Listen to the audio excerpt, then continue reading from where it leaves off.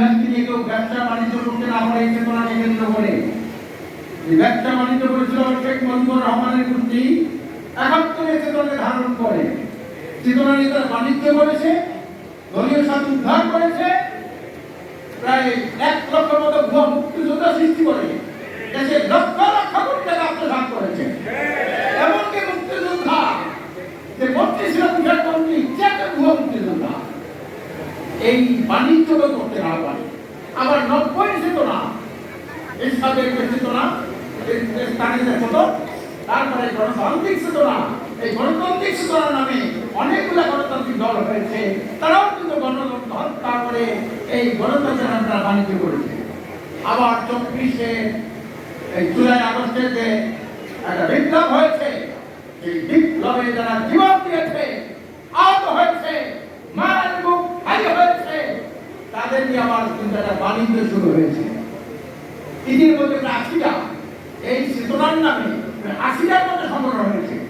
এই চেতনাধারীরা ইতিমধ্যে অনেক জায়গায় লুট করা শুরু করেছে, চাঁদাবাজি শুরু করেছে। আমরা তীব্র নিন্দা জানাই, আজকে আমি ধন্যবাদ জানাই জামাত ইসলামকে। এই শহীদ পরিবাররা তালিকা নিয়ে আহতদের তালিকা ব্যবসা বাণিজ্য না করতে পারে সেটা দলিল প্রস্তুত করেছে, এই জন্য তাদেরকে আবার ধন্যবাদ জানাই। প্রিয় ভাই আমার, শহীদ ভাইকে কিন্তু স্মরণ করছি, তাদের জন্য মাগফিরাত কামনা করা লাগে না। শহীদরা কিন্তু বিনা হিসেবে যান না। আজকে তাদের মায়ের খুব খালি হয়েছে।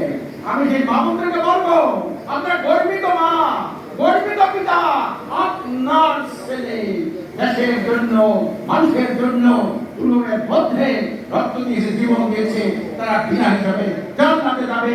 তাদের রোহের মাত্রা কামনা করার প্রয়োজন হয় না। তাদেরকে স্মরণ করছি, তাদের আদর্শের পথে যেন আমরা চলতে পারি, এই এই আমরা আবেদন জানাচ্ছি। সম্মানিত ভাইরা আমার, আজকে একটা আলোচনা সভা ২৪শে জুলাই প্রত্যাশা প্রাপ্তি করণীয়। প্রত্যাশা তো ৩১ সালে অনেক প্রত্যাশা ছিল, ৯০ জনের প্রত্যাশা ছিল, এখানেও প্রত্যাশা আছে, কিন্তু প্রাপ্তি খুবই নগণ্য। প্রত্যাশার তুলনায় প্রাপ্তি আমরা যেটা পেয়েছি বিগত দিনে খুবই নগণ্য পেয়েছি আমরা। কাজে প্রত্যাশা সাথে প্রাপ্তি সমন্বয় কখন হবে? যদি তারা এই বিপ্লবের পরে যারা ক্ষমতায় আসে তারা যদি ইমানদার হয়, দেশপ্রেমিক হয়, আল্লাহভীরু হয়, তখন তাদের থেকে প্রত্যাশা করা যায়। আর যারা আগে তাদের মধ্যে আন্দোলন হয়েছে, বিপ্লব হয়েছে, ফ্যাসিস্ট আওয়ামীর মধ্যে পরবর্তী যারা ক্ষমতা আসবে তারাই যদি আমরা আওয়ামী লীগের চরিত্রে চলতে পারা হয়, এর থেকে কিছু আশা করেন না। এর থেকে কি আশা করা যায়? গাভীর থেকে যদি দুধ পাওয়া যায়, আর এই দুধ কিন্তু বড়দের কাছে আশা করা যায় না। সম্মানিত ভাইরা আমার, আজকে আমরা কি দেখতে পাই? একটা অন্তিমত কমিশন হয়েছে, একটা নাটক সাজিয়েছে তারা। আজকে অন্য কোনো শক্তি হিন্দিতে তারা কথা বলে। এখানে জাতীয় দাবিতে পরিণত হয়েছে। আমরা ৫৩ বছর পর্যন্ত যে নির্বাচন ব্যবস্থা দেখেছি, ফ্যাসিস্ট সৃষ্টি হয়েছে, দুর্নীতিবাদ সৃষ্টি হয়েছে, সেই নির্বাচন ব্যবস্থাকে পরিবর্তন করে পিয়ার পদ্ধতির মাধ্যমে একটা জাতীয় জাগরণ হয়েছে, জাতীয় দাবিতে বলেছে পিয়ার পদ্ধতি। সারা পৃথিবীর মধ্যে ৯১ দেশে পিয়ার পদ্ধতি নির্বাচন আছে, কিন্তু আজকে বড় বড় দল আওয়ামী লীগের মতো যারা বেশি ছিল। আমি একটা কথা বলতে চাই, দেশের রাজনীতি শুরু হয়েছিল কি দিয়া? ঐতিহ্য শুনতে পেয়েছি। শেখ মুজিব বলেছিল সবাই পারে সোনার খনি, আমি পেয়েছি সোনার খনি। এই দিকে কিন্তু রাজনীতি শুরু ৭১ সালে এই শেখ মুজিব ভোট চুরি করেছিল। ৭৭ সালে আরেকজন বড় মুক্তিযোদ্ধা এই ভোট চুরিকে পরিপূর্ণ দান করেছিলেন, ৯৮% ভোট চুরি কাজ করেছিলেন। তখন রাস্তাঘাট ছিল না, ৯৮% ভোট ডানে কাজ হয়। ভোট চুরি, টাকা চুরি, এ হলো ক্ষমতা। এইটা কিন্তু আমরা ঐতিহ্য শুনতে পেরেছি। কি বলেন ঠিক না? শেখ মুজিব করছে ভোট চুরি, তার মেয়ে করছে ভোট টাকা। এই জন্যে আমরা আগামীতে যাতে একটা দুর্নীতি, দুঃশাসন, সন্ত্রাস মুক্ত, মাদক মুক্ত, এটি সুখী সমৃদ্ধ কল্যাণ রাষ্ট্র প্রতিষ্ঠা করতে পারি। এই জন্য ইসলামী দল এবং দেশপ্রেমিক দল একটা ঐক্য হয়েছে। ইতিমধ্যে আপনারা শুনেছেন, আমরা আগামীতে নির্বাচনে সব জায়গায় একটা বাস করে দেব। যেখানে জামাত ইসলাম দেবে সেখানে ইসলাম আন্দোলন দেবে না, যেখানে ইসলাম আন্দোলন দেবে সেখানে জামাত ইসলাম দেবে না, যেখানে এনসিপি দেবে সেখানে আমরা দেবো না, যেখানে গণ অধিকার দেবে আমরা সেখানে দেবো না। এভাবে